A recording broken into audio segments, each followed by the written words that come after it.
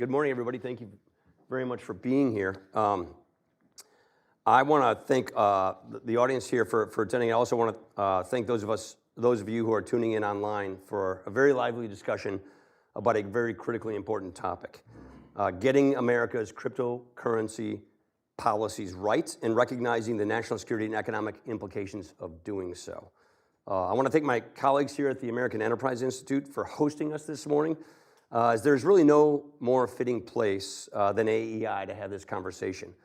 AEI has always played a critical role in bringing policymakers, academics, civil servants, thought leaders, and experts together for substantive discussions on the major issues facing America, and that is exactly what we're going to do over the next hour. Just as this is a fitting place to have this conversation, it's also a fitting time for this discussion because America's relationship with digital currencies and crypto is at a key inflection point. Whether you are a crypto evangelist or a crypto skeptic or a skeptic of digital currencies, you cannot dismiss the clear economic and national security implications associated with them. If you care about the vitality of America's financial and banking systems, you should care about this debate. If you care about the dollar as the world's reserve currency, as we very much do here at AEI, and about us maintaining its role in the global economy, you should care about this debate. If you care about the emerging threat presented by China and the Chinese Communist Party, you should care about this debate. The far-reaching implications of American crypto policy, both domestically and internationally, is why everyone has a vested interest in the U.S. getting this policy right. Consider that in the last few years alone, crypto, blockchain, and other Web3 technologies have rapidly developed. We're seeing constant innovations that have created a range of new applications and services in the digital economy. These innovations digitizing the global financial system are being embraced around the world. Europe and the UK are providing clarity on crypto regulation. The Middle East is moving quickly to stay on pace, and Asia is following closely. Here in the US, we are seeing much more skepticism around crypto adoption. And we're seeing this skepticism at a time where there is also a lot of concern around the world about the long-term status of the dollar as the reserve currency. Since the end of World War II, since Bretton Woods, the preeminent role of the US dollar as the world's reserve currency has meant that we set the tone for borrowing costs and global interest rates.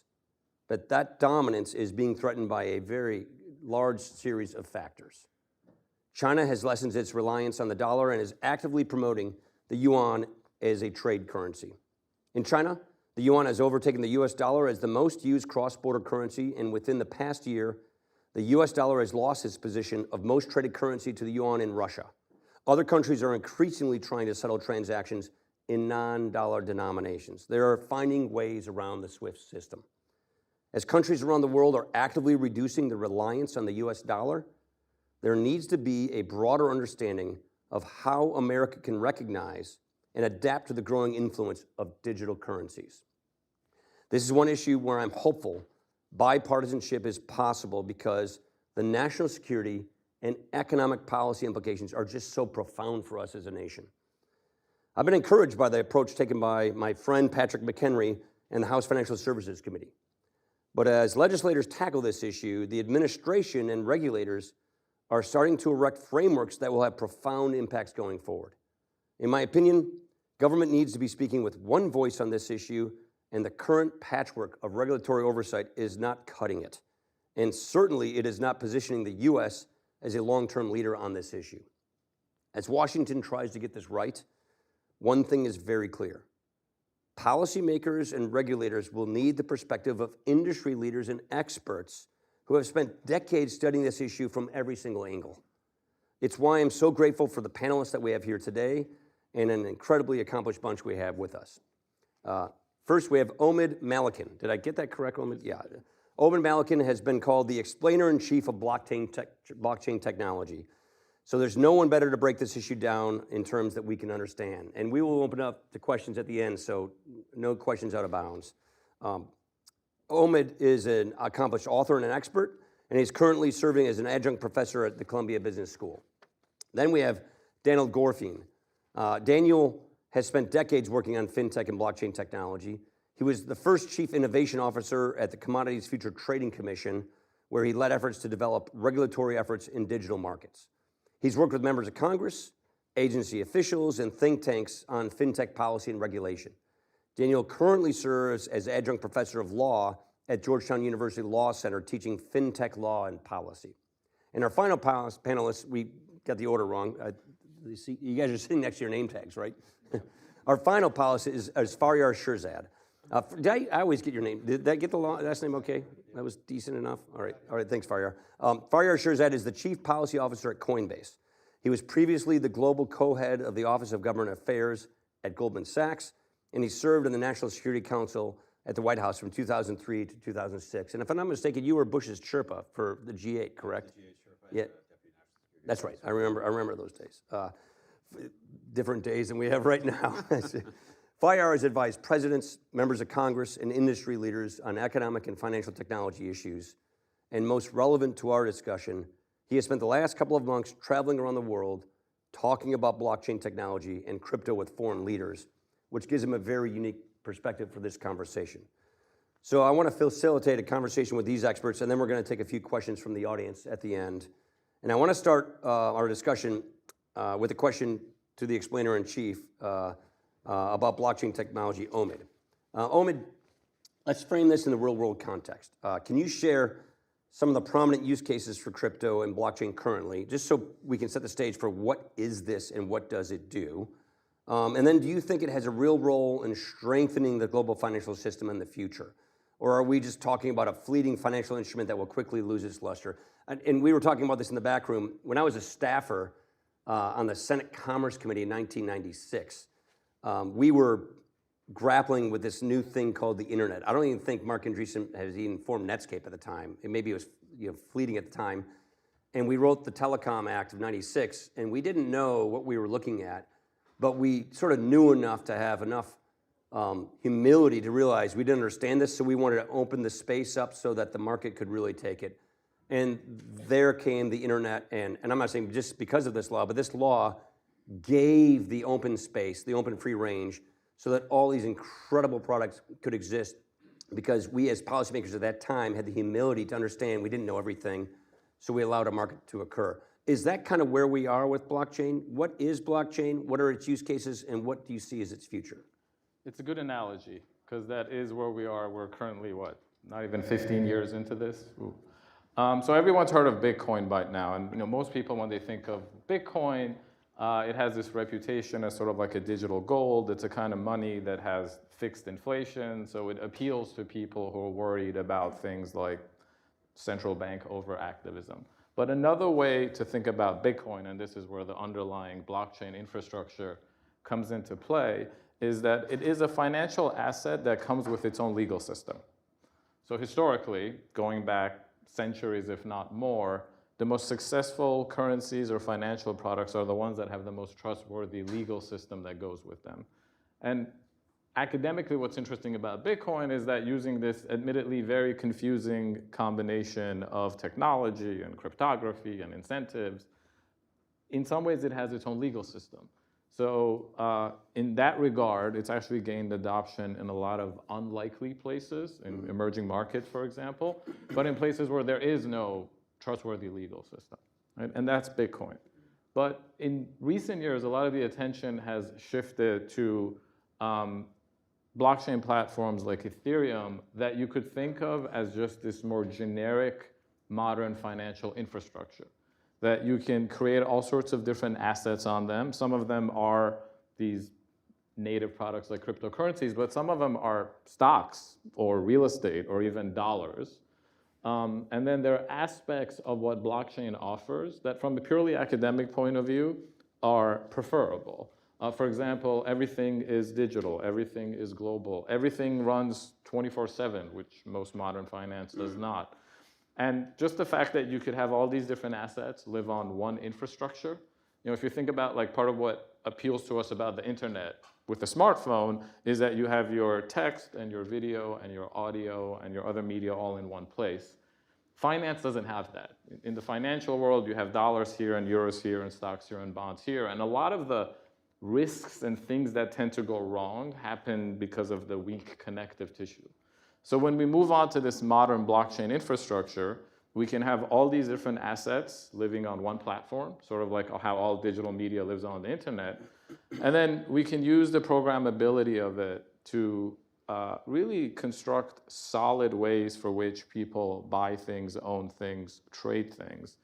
And in that regard, even though crypto has this Wild West reputation, just like the internet did in those early years you were talking about, if you approach it from a history of finance perspective, then it's a great way to both evolve and de-risk the existing financial system. And as proof of that, perhaps ironically, one of the killer apps of crypto today has turned out to be a digital form of the US dollar. Yeah.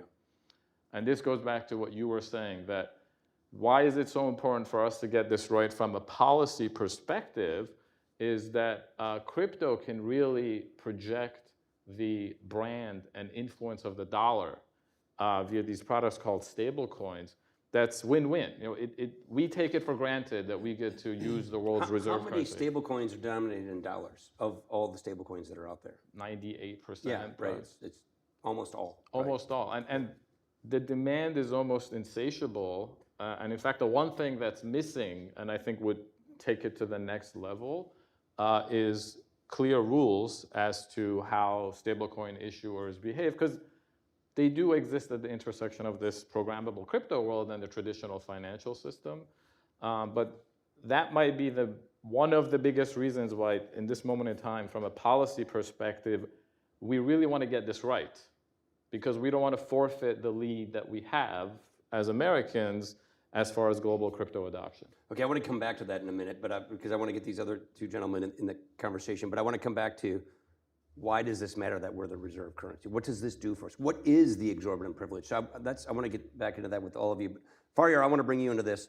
The U.S. derives a substantial amount of soft power from the widespread use of USD. So I want to kind of tease this out on you. The dominance seems to be under siege by a number of factors, including the larger role that China is playing in the world stage. You've traveled the world. You've spent time as National Security Advisor with the G8, so you understand international finance. So let's just pick up where Omid just left off. What keeps you up at night in this? Let me just get that question right to you right now. How is this an exorbitant privilege? Why is this dollar dominance at risk, and how could it be an opportunity for us to solidify this? And why does it matter? What stresses you out about this particular issue and this inflection point we're at? Look, it's a really good question because it's essentially the foundation of sort of how you think about what policies you should adopt on crypto, given sort of the innovation and the applications that are developing. In the end of the day, at the moment, the US dollar is the global dominant currency. It's the global dominant trading currency. It's the dominant reserve currency. And so that means for all the dollars that we print and for all the money that the government needs to borrow, there's a ready-made market available of central banks, treasuries, trading entities, and the global public who relies on the reliability and the trustworthiness of our legal system and of the dollar as an extension of that as a way to record value. And so you'll see central banks around the world, including China, buying huge amounts of American treasuries. This allows our government to borrow at a rate much cheaper than we would be able to otherwise, and much cheaper than a rate than any other economy can do. And so we can finance our deficits in ways that no other country can, and then the public has access to lower borrowing costs. Plus, as a trading economy, our ability to trade around the world without worrying about exchange rate risk is at a level unlike anybody else, because our manufacturers build on systems that are dollar-based. Their supply chains, their labor costs, their energy costs are all dollar-denominated. There's no conversion point at which they have to then turn it into some foreign currency and then run that exchange rate risk or pay for the hedges. Their trading partners overseas accept our dollars, and they accept the trading Not only dollars. do they accept our dollars, that's their preferred currency of choice. So we have a system that's currently built completely to the American advantage. And that's why, in other debates that you've been central to, sort of the responsible management of our budget and fiscal and monetary responsibility in the United States is so critical to maintaining that privileged status that we have.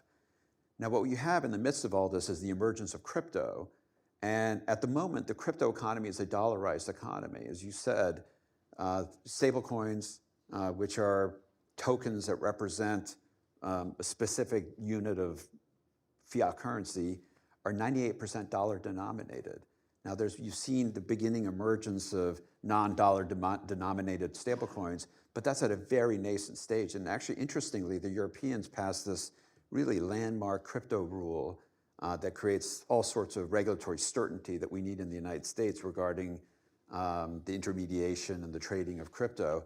What they created as a part of that was a stablecoin law that actually caps the amount of non-euro denominated stablecoins that can be issued in the Europe and transact in the European economy. So people are very attuned to this, and the assault on the dollar's dominance in crypto is underway. The irony is that we have an assault going on by regulators in the United States against that same supremacy that we have at the moment. And I think that's why venues like this are really important to talk about it. Maybe I'll just finish with one kind of anecdote, and I won't say who this is, but I had the ability to be in a conversation with the central bank governor of a very, very large Asian economy. And this particular central bank governor is kind of well known to be in being skeptical of crypto, and he gives a lot of speeches about his worries about illicit finance and consumer protection. And I had the chance to kind of ask him a question that he's actually on the public record and having talked about. And I said, you talk a lot about your concerns about crypto. Can you give me a sense of it? He said, well, I'm worried about illicit finance. I'm worried about consumer protection. But you know what I'm really worried about is dollarization.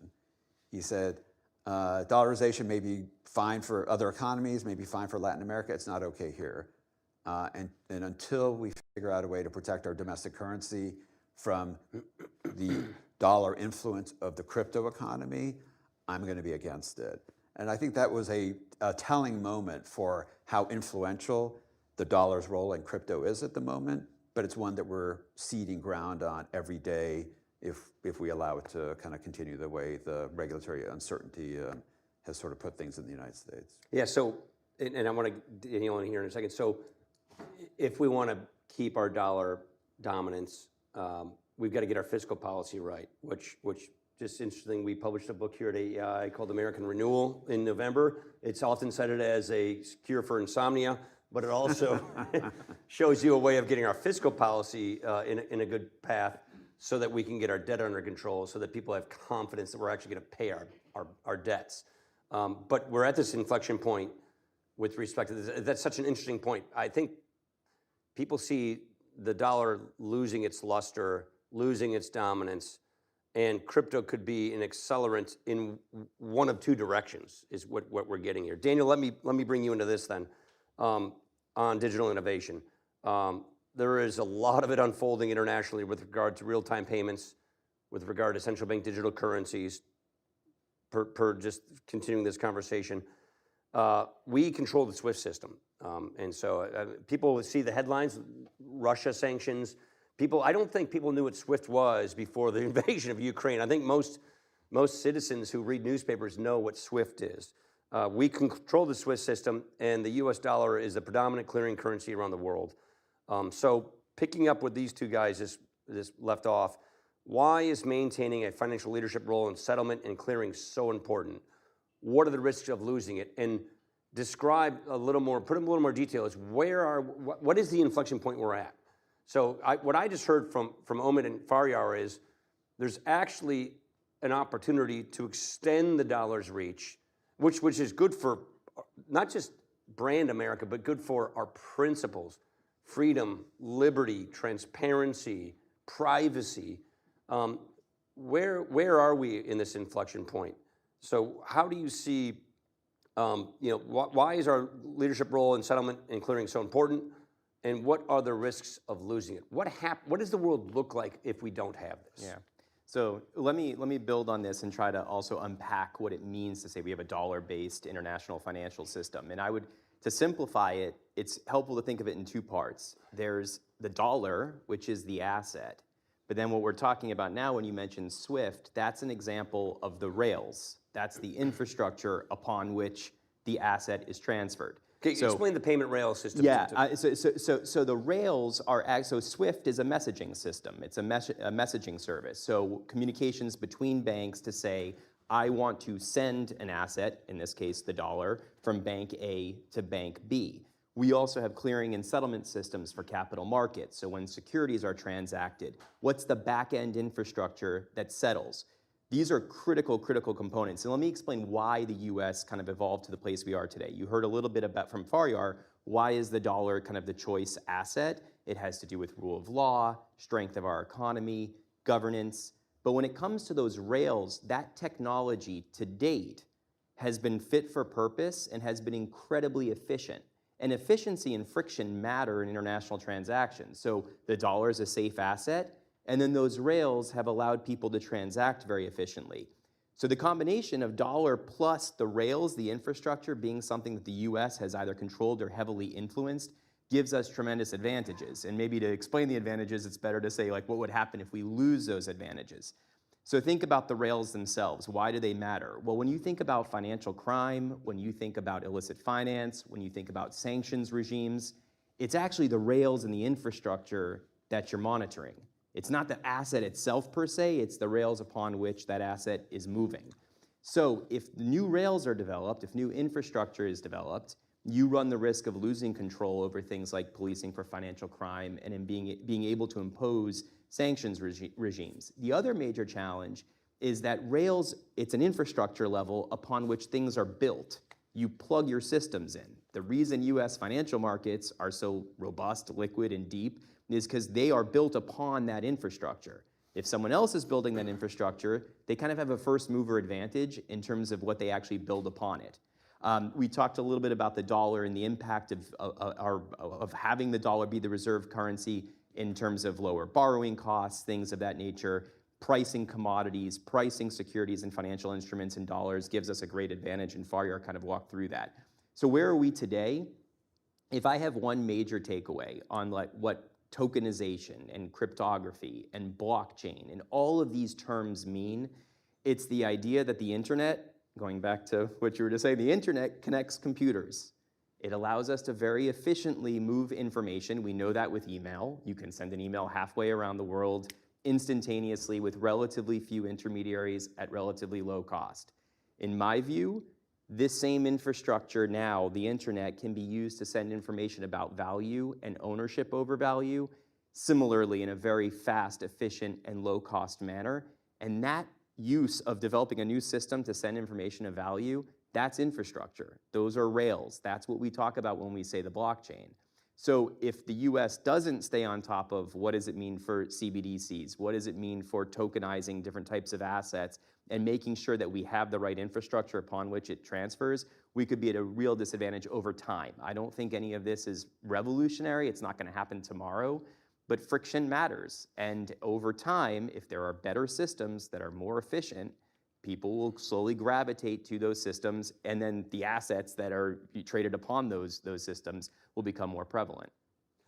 Describe friction today. How would you put a price on friction, just in the current plumbing system as we know it today? That's a great question. So I would say this. Today's system is built on accounts, which means they're relatively siloed. You have intermediaries that manage accounts, and they use messaging services. So messaging services, you have these bank accounts or other traditional accounts that communicate with each other via message, but typically it requires a lot of back-end work. There's manual processes, there's human beings who might actually have to pick up the phone and call somebody about a particular transfer. So the friction is time. It can take multiple days to clear and settle.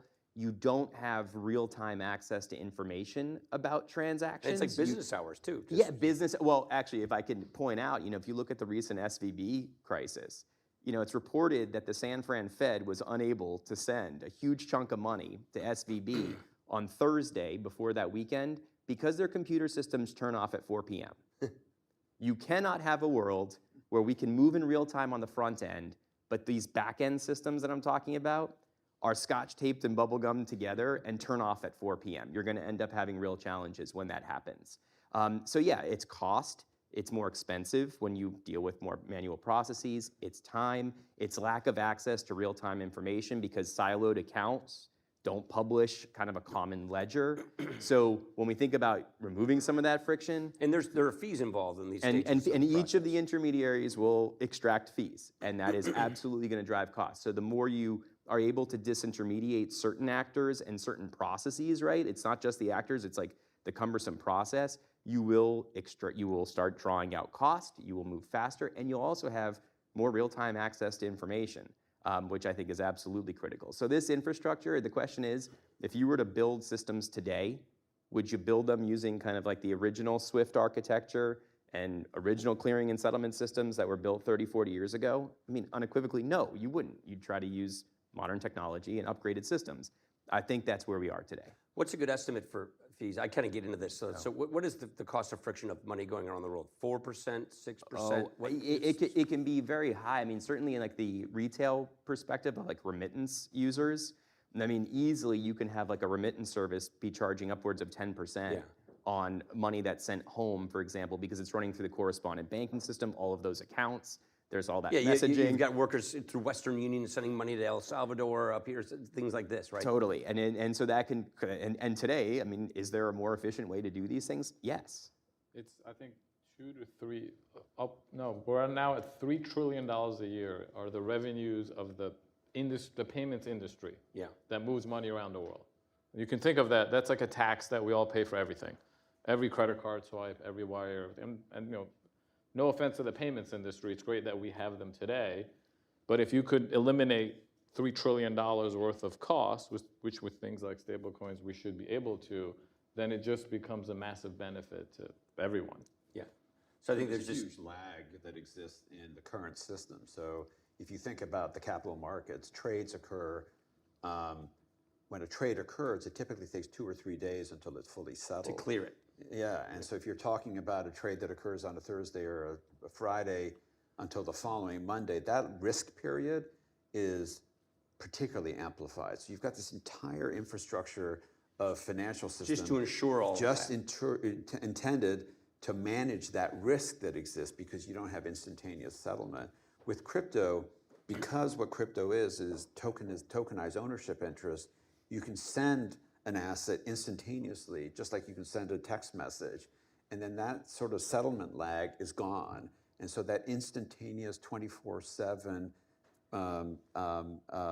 ability to kind of move value with finality is an extraordinarily powerful thing. And if you adopt it, you save a lot of costs, but you also mitigate huge amounts of risk that currently exist in the current system, massive amounts of risk, and the infrastructure of regulation and compliance and controls that exist to police that risk. And there's a lot of cost mitigating that risk, correct? I mean, there are a lot of hedging that has to occur on the weekend between the Thursday and the Monday. When it's settled, you have to cover your bases in case something goes wrong, and therefore that incurs some costs as well. Yeah, that counterparty risk that you're incurring during that period of time is a real challenge, and it extracts capital from the system that could otherwise be deployed. Yes, I like digging into this because I try to explain to folks. You just said I'm just at home in Janesville, Wisconsin. People are like, why does this stuff even matter?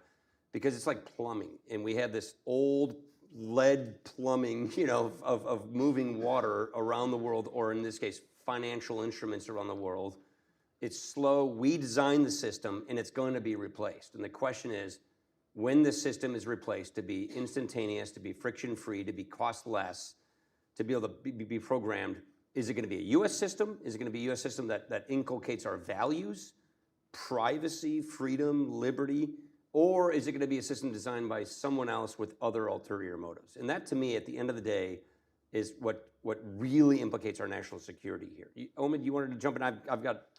Oh yeah, no, I was just going to say to the folks at home, simplest way to think about why this is better infrastructure, in almost any part of America now, you can get a television delivered to your home more efficiently and cheaply than you can get your own money delivered to you. Yeah. That is a solvable problem. And solving it is good, not just good for all of us, but with what Faryar and Daniel was saying, crypto is in some ways a regulator's dream come true. Because so much of our regulatory... That's what Gary Gensler says. Sorry, not in terms of attention, but in terms of like, what is the goal of financial regulation? It is to ensure transparency, stability, and bringing down costs. And everything that we're talking about here, right? The modern digital plumbing, the fact that you could significantly reduce settlement times and windows, these are all things that regulators should embrace because in many ways it just makes their job easier. Okay, so let's pick up on that then. So let's specifically dig into crypto.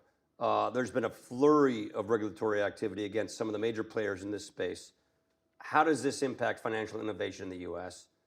Does it actually push crypto overseas? Are we actually, by what we are doing or not doing as policymakers, legislators, if we're just going to do this through the regulations and the courts, are we going to push this stuff overseas? Why does that matter?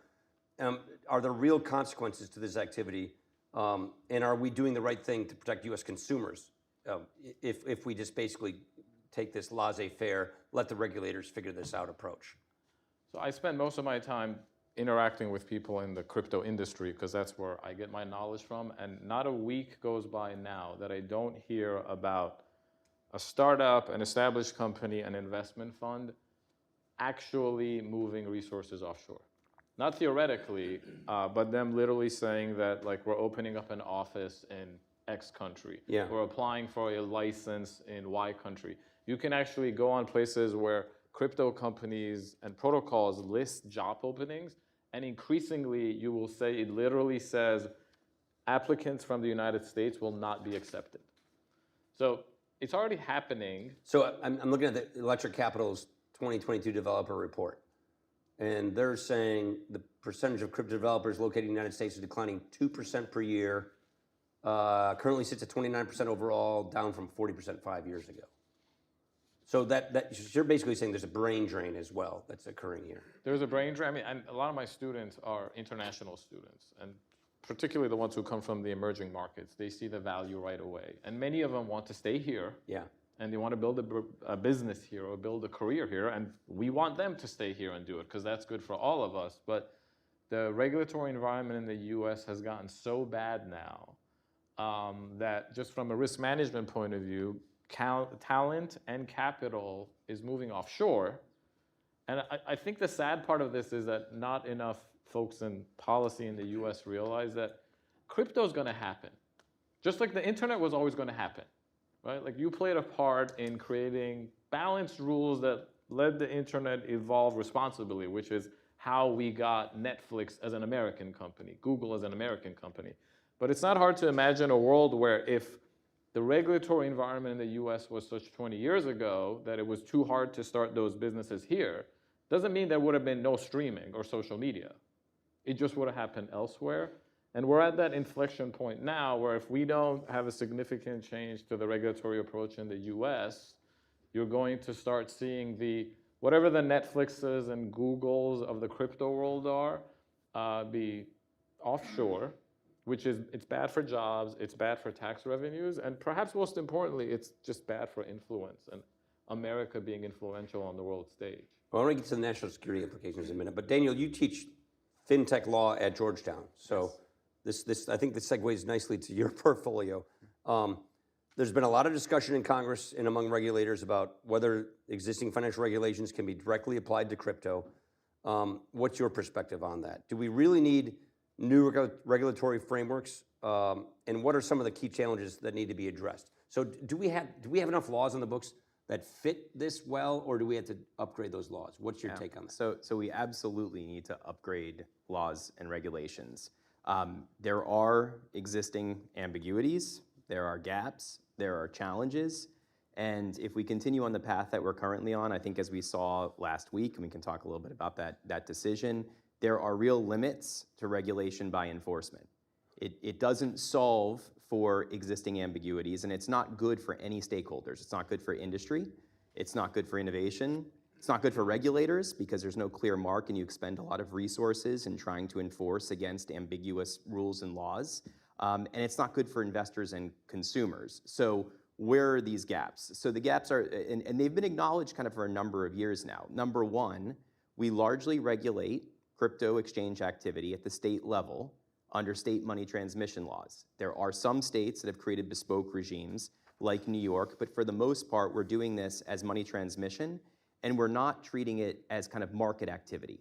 So there is no kind of federal market oversight of crypto trading. And why that matters to someone like me, previously I was at the CFTC, is because market regulators police for market activity. They look for things like fraudulent trading, if there's wash trading, if there's spoofing, those types of activities which can help build trust and integrity of markets. Second, and this kind of ties to what we did see last week, there is still ambiguity on the definitional side. There is a set of crypto assets that I think folks are comfortable are commodities, and that might be the majority of the market. By market cap, Bitcoin, Ether are 70+% of the market.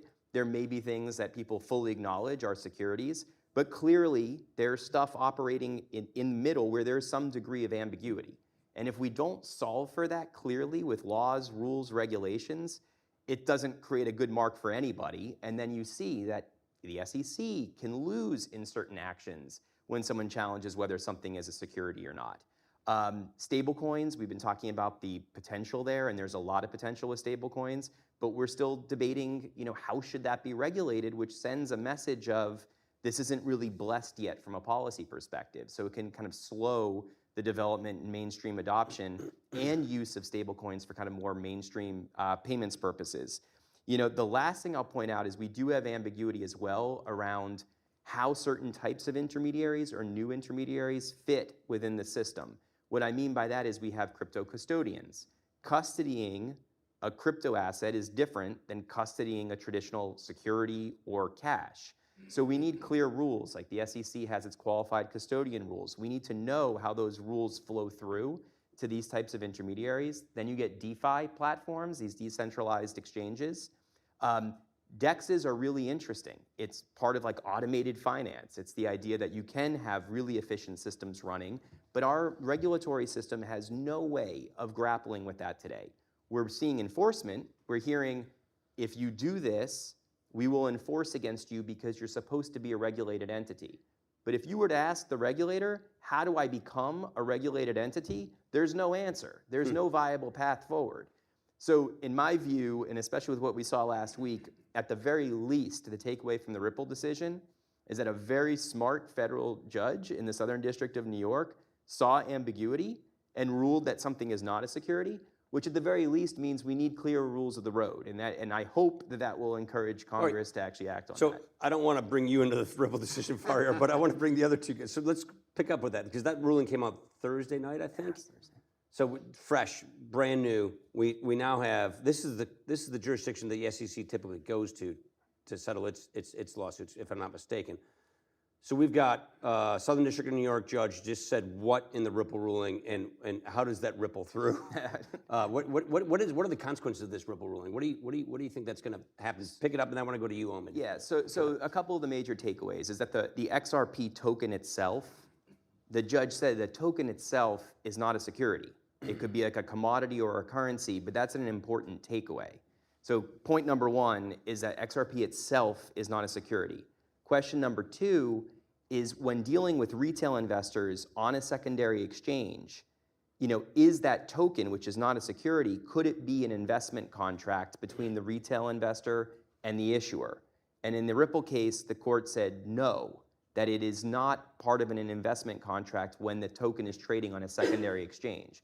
So that's a pretty powerful takeaway. I mean, it's acknowledging that tokens may be commodities. And again, as I just mentioned and that before, means the SEC's got nothing to do with it. Yeah, right. Not with the commodity. And that's where, again, in the US, that's the commodity trading activity there is no coherent federal market oversight structure for that. And so that's what that ends up highlighting. But number two is that you don't have an investment contract. So it's not a security even in the way it trades on the exchange. So that's a pretty big takeaway, and I think that you'll see other judges that will go in line with this reasoning. Others may disagree, and there's grounds that they may disagree in other situations. But the point is, it's hard to argue that there's not ambiguity here, that there aren't clear rules of the road, because very smart people may disagree, and that screams for clear laws, clear regulations, clear rules of the road that sure, then you can enforce against. And that's more efficient for the regulators themselves because they know what the clear rules are and they can regulate against that. But I think there's pretty big takeaways from that case. So as of Thursday, we already have federal judges disagreeing with each other as to what the heck's going on or what. Yeah, is, I mean, look, this was I think this was like a first impression for this judge, in the Southern District, and so it's pretty powerful the takeaways from that. Omid, you want to elaborate on that? Yeah, so I don't have a legal background, but I am a student of financial history. And when the current leadership of the SEC says the rules we have on the books are all that we need to regulate crypto, they're referencing some acts that were passed during the Great Depression and a Supreme Court case from... Well, it's like orange groves in crypto. It's the same thing. Right. Well, that's the Howey test, which the Howey test was a Supreme Court decision in 1946. The transistor was not invented until 1947. Most people in America did not have a television at that point, or a color television. So in any other context, if I show up and say, you know what, well, we have TikTok now and we need to regulate it, and the laws that were written for the telephone 100 years ago are sufficient, most people would say, well, that doesn't make sense. And I think what the Ripple case is telling us is that to try to cram these modern global digital instruments into these existing laws and even existing definitions, right? Like people a lot of time come to me and say like, well, Bitcoin, is Bitcoin a currency or a commodity? Which is it? And I said, it's Bitcoin, right? It's a new thing, and we do not evolve products and technology to fit old definitions. We modify and evolve our definitions to meet new products, and this is the direction in which most of the rest of the world is going. They're saying crypto's new, it's different. In some ways, it could be regulated with existing laws. With other instances, we need some fresh thinking, and hopefully things like the Ripple case lead to America taking that approach as well. All right, so Faria, yeah. Yeah, I can't help myself. I got to jump in. What I would say is, in a way, it's beyond the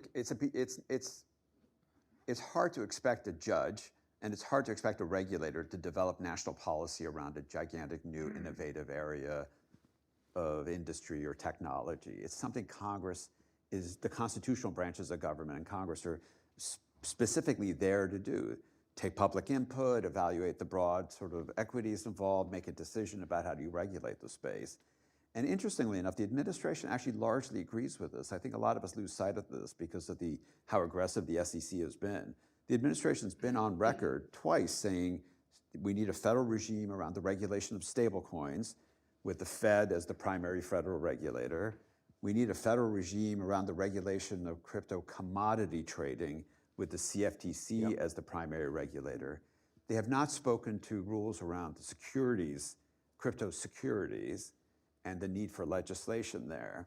What has really held everything up is that you have an SEC chair who has declared there is no stablecoin, there is no commodity, it's all a security, and I own it. The federal judge in the Ripple case said, I don't think so. The XRP tokens and the analysis that she applied to the XRP tokens could be applied to almost every other cryptocurrency, is not a security. And so in a way, the decision actually kind of potentially puts us back to where we probably should have been 2 years ago, which is what the administration has said they want and what Democrats and Republicans on the Hill have said that they want. People like Stabenow and Gillibrand and Republicans in the House, Senate, which is, let's get legislation going, give the CFTC authority to regulate crypto commodities, give the SEC direction on how to create clear rules that are updated for the regulation of crypto securities, and let's create a federal path on the issuance of stable coins. And I think once we do that, we finally catch up to where the rest of the world is, which is, I think, something worth talking about. Look, as a two-time committee chair, as a former speaker, and as a person who oversaw regulatory agencies for 20 years, there's nothing like jurisdiction battles.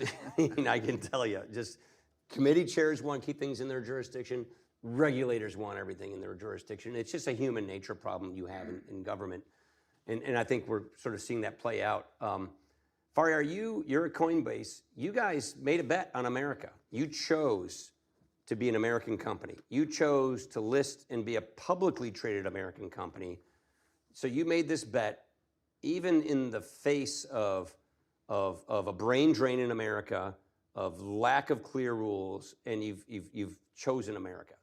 So you guys are on this journey as sort of the beachhead, the tip of the spear of this industry in our country, and I don't want to get you farther than you want to go, but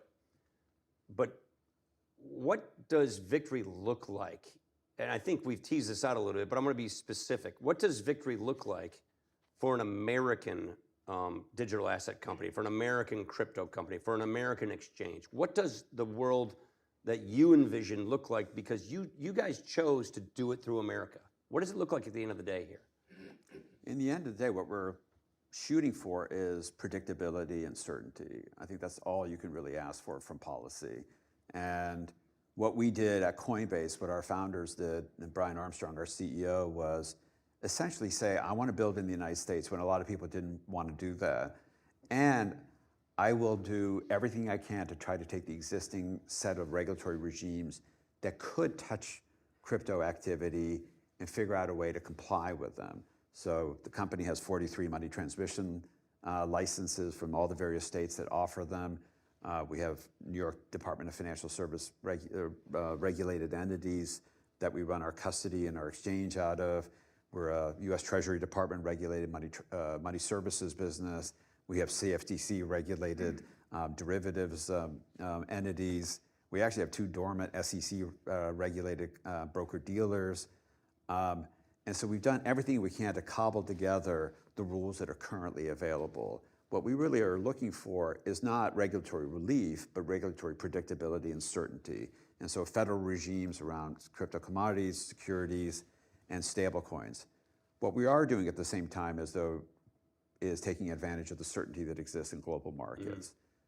So, when we're in any jurisdiction around the world, typically ministers, often the leader, wants to meet with our CEO because they're eager for American crypto companies, for Coinbase particularly, given that we're generally considered the standard of the industry, to set up shop in those countries. So we're currently investing heavily in places like Canada, Brazil, the European Union, the UK, Singapore, Australia. All of whom are more hospitable, more clear regulatory. Extraordinarily hospitable, extraordinarily hospitable. China has actually, through Hong Kong, done a complete 180 on crypto. They decided late last year that they needed Hong Kong to be able to compete with the UK, Singapore, and the EU in adding a crypto dimension to their leadership role as a financial center. So they issued a consultation and created final rules and implemented those rules in about 8 months, and are actively working. And you'll see like the Winklevoss twins were in Hong Kong, being given essentially the star treatment because the Hong Kong regulators are eager to have crypto exchanges and crypto developers come to that market, and the Chinese government is strongly supporting that development. But they don't let their own citizens participate in this, correct? Well, Outside they of do. Hong It's Kong. interesting. I mean, they are actually huge. The Chinese government is a huge believer in the crypto technology, just like they are a huge believer in the internet, but their version of crypto. Yeah. And so they have a closed internet that's subject to government control and surveillance. They're trying to build a closed crypto ecosystem that's subject to government control and surveillance. And you'll see, for example, 3 weeks ago, or about a month ago, the Beijing municipal government announced the launch of their Web3 of a Web3 center. It's essentially a mechanism that they're trying to use to promote the development of blockchain technology and applications, with their hope of making Beijing as a center within China. There are 41 provinces and municipalities in China that have established Web3 and blockchain centers of development, trying to win the race within China. And trading on their ENCY and using it for settlement inside the country. Right, but also developing applications like Omid was talking about, where you essentially create updated payment system, or essentially any other kind of application where you want to have tokenized ownership or representations of interest or ownership. So this is a huge area China's invested in, and they're using Hong Kong, just like they use Hong Kong for their financial system, as a bridge to the open global economy. So they want global crypto to come into Hong Kong, develop and flourish in Hong Kong. And with the United States regulators at war with crypto, it's a huge opportunity for them to grab market share, as developers in the United States are looking for friendlier jurisdictions. Hong Kong is saying, come to us. And then China's keeping within the mainland a much more controlled version of the Okay, so this is where I wanted to conclude before I open it up to the audience, exactly, which is, okay, so that's the state of play. That was a great set of the state of play. So here in America, we've got regulators extremely hostile toward crypto. We've got a ton of ambiguity as to what the rules are. Therefore, we've got a brain drain. We've got, in spite of your efforts at Coinbase to be American, you're getting, let's just say, treated inhospitably by the regulators. But more importantly, we're seeing crypto dollars, developers, venture capital leave to other jurisdictions that are more hospitable. But let's get down to the big difference between a free society like America developing this technology and a non-free society like China developing crypto. What is the end game there look like? So if we're going to end up having digital currencies, which is inevitable, I think that's pretty obvious. If we have a digital yuan, the ECNY, being circulated throughout China, being circulated throughout the Belt Road countries, and then wherever else, what does that world look like? You said surveillance, you said other things. What does this technology do for a country that has those values versus a country like ours, which currently sits on top of the dollar system? We have the opportunity to extend our dollar system and therefore extend and inculcate our values and our principles. What do those two worlds look like? Just from a technological, what is a citizen who doesn't know much about this, what should they think? I have a Chinese digital dollar and an American digital dollar, and the world economy could be based on one or the other. What does that look like? Let me just go through the list. So I actually think if you ask most people anywhere in the world, would you rather have American currency or Chinese currency? You're going to get the US answer. If you ask them, would you rather access America's capital markets or China's capital markets? So I think that answers the values question. Okay. That the perception that our money, our markets are fair, right, and they're transparent, and they're not going to be used in order to try to blatantly influence people. And crypto was born out of those values as well, but it's not, the digital domain is not completely disconnected from the rest of the world. So if we forfeit the lead that we've had and people have no choice, the world is digitizing and so will the economy, then we effectively drive them into the arms of whether it's Chinese-centric or anywhere else, of a financial system that is not as transparent or egalitarian. Fire, and then we just go down to Daniel. Yeah, the thing I would add to that as well is that the amount of illicit activity that occurs on crypto is actually quite small. It gets a lot of attention, but relative to traditional finance, it's a very small percentage. The key thing with illicit activity on crypto is the moment at which bad actors can take that crypto and turn it into fiat currency. That occurs at exchanges. And so if the exchanges are operating under US rules, then US rules around illicit activity, sanctions, all of that applies. So to the extent to which there are regulators trying to push the exchanges out of the United States, they're also pushing out of the United States is the ability to control And contain. the KYC, AML rules, the applications of sanctions. And that's why actually companies like us actually have a very good relationship with law enforcement. Law enforcement, we've been cited twice as providing essential cooperation to law enforcement in tracing illicit activity on the blockchain, which requires sophisticated analytics that we're capable of. But a lot of that can happen is because we're an American company subject to American rules. Our global business runs through our American exchange and our American custodial platform. And so we happily and proudly apply American rules to all of that in terms of sanctions controls, illicit activity controls. To the extent the US regulators, financial regulators, are successful in pushing the industry offshore, they're also pushing that perimeter of authority outside of the United States. That is a crazy thing to do. It's like, it makes absolute no sense.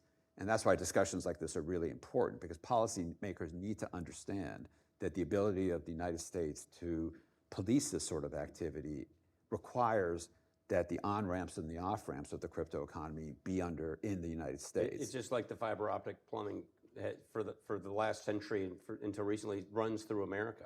We're in a 5G moment. We're about to push. It's We're pushing 5G I see, it's offshore. just like 5G. Yeah. So if we let Chinese dominate 5G, then China can surveil. China can use its male influences around the world to bolster their efforts to intimidate countries, surveil people, versus us. So we lost the 5G where we're playing catch up. Basically, that's the same kind of inflection point you see Exactly. us at now. Without question. Daniel. So I'll just add, this perspective. People are right to be concerned about their privacy, and they're right to be concerned about surveillance. And the reality is, the status quo is not great. Like, we have large digital systems that are the status quo of financial infrastructure. These are siloed, large, centralized databases. And so I think it's a good thing that people are starting to ask questions around this. The beauty is that we have the opportunity to design the future systems, to design the future of money with American values, norms, rule of law. That will include investing in things like privacy-enhancing technologies, digital identity and getting that right and making sure that's safeguarded, trying to move away from a system where every intermediary holds a honeypot of information about every one of us, where we basically all assume our information's been breached, and that's like a sad status quo. So all of this, I think we need a couple more hours maybe to talk about it, but it's right, and it's the right concern. But the reality is tokenization, blockchains, encryption, these technologies do hold potential to design a system that will work right and be consistent with the US norms and rule of law. We just need to be doing that. We need to be investing in that and focusing on it now. Okay, let me open up to a couple questions from the audience. Please form your statement in the form of a question. So go ahead, sir. Who are you? And then your question. I'm Barry Wood. I'm an economics columnist. Just could the panel respond to these elements? One, Berkshire Hathaway's Charlie Munger says crypto is rat poison. I thought Buffett said that. Okay. Squared. Yeah. In terms of Mr. Bankman-Fried, he was in Hong Kong, went to the Bahamas. Certainly, most Americans don't have a high opinion of his crypto exchange. And three, China. China banned crypto in 2019, and now, as you say, it's using Hong Kong as a test bed for maybe their own version. But could you respond? Great question.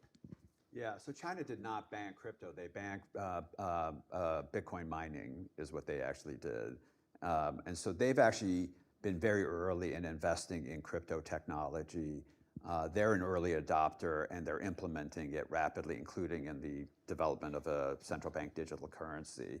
So people misunderstand what China did. What China is doing is investing enormously in crypto, but trying to do it in the same paradigm as they've done with the internet, which is subject to state control. In terms of Bankman-Fried and FTX, that was old-fashioned criminal behavior. If we want to have more of that, we should push crypto outside the United States into unregulated jurisdictions where these exchanges can operate free of any rigorous oversight. So what worked on the FTX can be replicated so long as we make the US irrelevant as a center for crypto activity. I want the Charlie Munger. If you look at Berkshire Hathaway's portfolio today, it consists substantially of large bank stocks and credit card companies. If you go back the last 20 years, historically, large banks and credit card companies have been major parts of their portfolio. So I'm not surprised that they're not fans of the technology invented to disintermediate That's those. the $3 trillion fees you're talking about. Yeah, they're great businesses. They make a lot of money, and good for them. But this is a potential disruptive threat. Yeah, so I would say when you look at the assets, so the question like with Bitcoin, the first cryptocurrency, does the technology work? Is it real? And the answer is yes. The technology is real. This is a decentralized system that runs in an automated way and has done so for more than 12 years. What's the asset worth? I don't know. That's what a market will determine, and people will find value. Maybe they view it as, digital gold or digital silver, and it has some hedging characteristics. That's what a market will determine. Like the early internet era, are there going to be a lot of projects that are puffery and don't live up to what they're supposed to do and fail? Absolutely. I think that's the case. Do we know what the long-term winners will be out of this area of innovation? I don't think we do yet. I think it's very early innings, but the question that I've always asked myself is the core technology, is it true? Is that a real story? And the answer is yes, and it's been this whole infrastructure conversation we've had today, I think underscores that. I think it's gonna drive automation, and that's, I mean, we didn't really get into that piece, but that's like the overarching theme here, is automated systems that can run very efficiently. And it's because computers are now connecting with each other and able to communicate around economic value, and that's a new thing. Again, what that's worth, what a particular asset's worth, that's an open question, and I think many will fail. But that's the system. That's how innovation works, and hopefully real things will come out of it, just like we saw with the internet, the early internet era. Can I jump in? I think a lot of people have misunderstanding what crypto is. Crypto is the ability to record and transfer ownership interest in a token that is itself the thing of value. So the retail token trading that you see and the kind of the Dogecoin sort of excitement and the hype that you see people kind of get caught up with in retail markets kind of obscures what's actually happening. It's actually interesting over this period of market downturn, this so-called crypto winter that we're in the midst of, is that developer activity in crypto has actually maintained a pace. There are probably about 30,000 open source code